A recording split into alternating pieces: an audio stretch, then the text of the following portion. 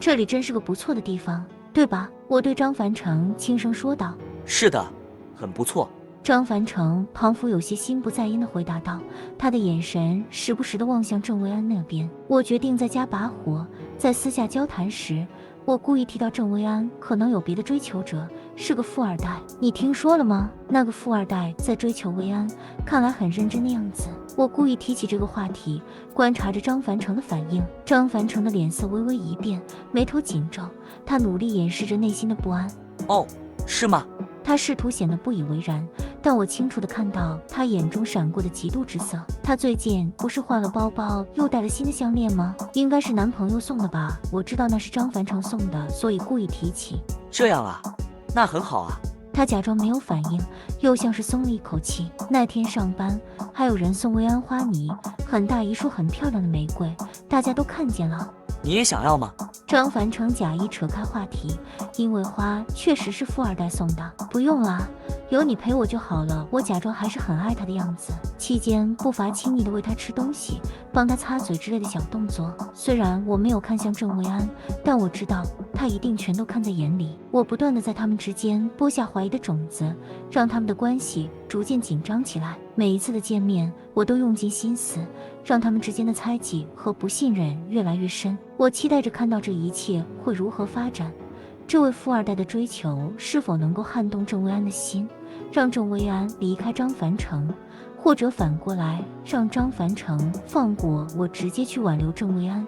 毕竟男人的嫉妒心也是很可怕的，尤其像张凡成这样高傲的人，无论怎样发展，终归是对我有利。他们在私下见面的时候，我利用窃听器录下了他们的对话。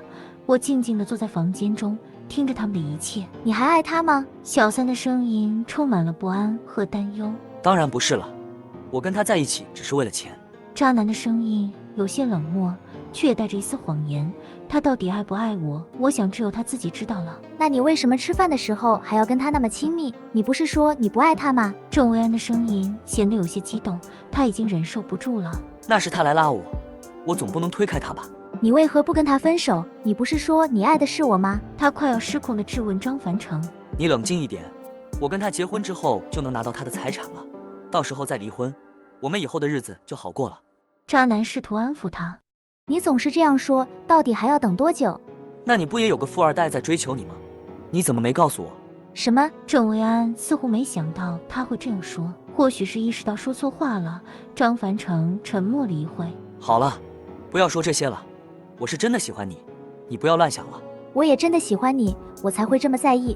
郑维安也知道不服软，两个人的关系可能会破裂，但郑维安到底是真的爱张凡成，还是更喜欢富二代，谁也不知道。在张凡成的安慰下，郑维安终于勉强冷静了下来，但我知道这只是表面的平静，他们之间的矛盾和猜忌只会越来越深。我默默地勾起了嘴角，我果断关掉窃听器，后面的事情我没兴趣听下去。我的计划正在一步步实现，他们的关系已经开始动摇，这正是我想要看到的结果。灯光柔和地照在我面前，手中的文件堆满了整个桌面，每一份都是揭露张凡成真面目的关键。我静静地坐在书房里，眼睛注视着那一张张文件，心中充满了满足和报复的快感。窗外的夜色渐深，街道上的车流渐渐稀少，只有远处传来的汽车声和路灯微弱的光芒。我心中清楚，我即将踏上一条不归路，但我并不后悔。我拿起其中一份文件，上面详细记载住他在公司内部的贪污舞弊。往小的说，他故意打压对手，总是私下抢人家生意；往大了说，他一直在偷偷挪用公款，甚至还逃税漏税，一点一点掏空公司，把公司的钱装进自己口袋里。要是这些证据足以让他的公司陷入危机中，肯定能让他面临着巨大的财务压力。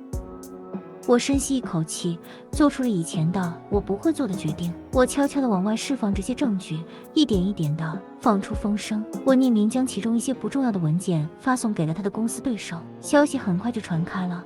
敌人的敌人就是朋友，这个道理我想应该还是很好懂的。但是挪用公款，甚至还逃税漏税的证据我还没有拿出来，因为王牌总是要最后才能使用。虽然只是无关紧要的小罪证，但是不用多久他就会来求我了。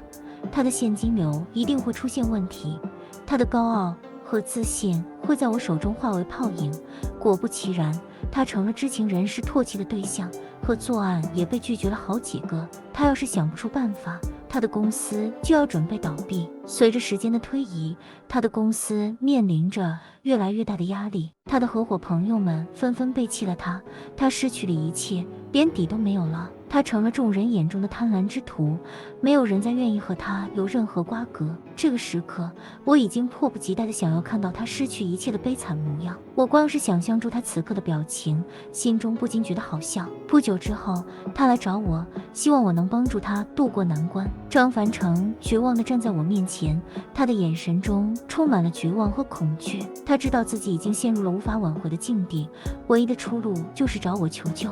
舒雨，我知道我不该开口麻烦你，但我真的已经没有其他的办法了。你能帮我一把？我已经失去了一切，我只剩下你了。求求你，让你家出资帮我周转吧。他的声音充满了哀求和绝望。我表现出一副为难的神情，摆了摆手。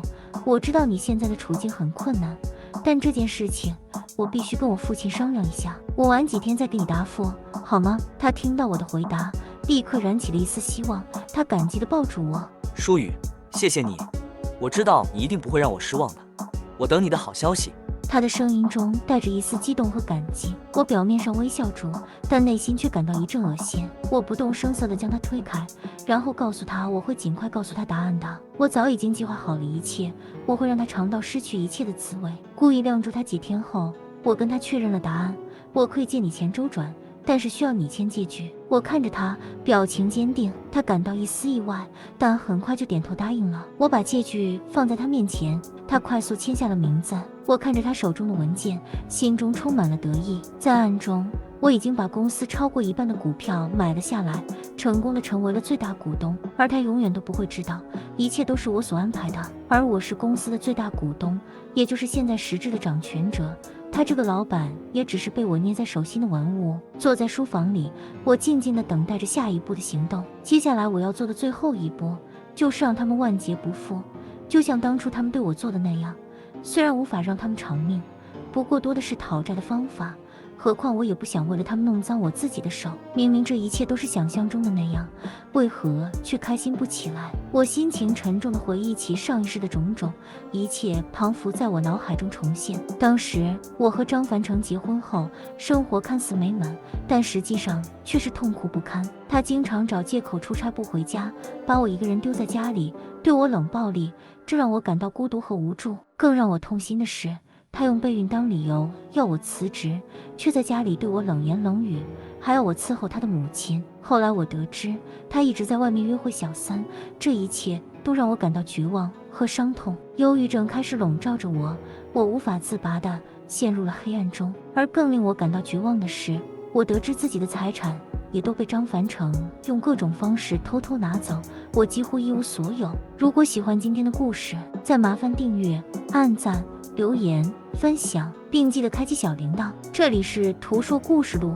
我们下次见。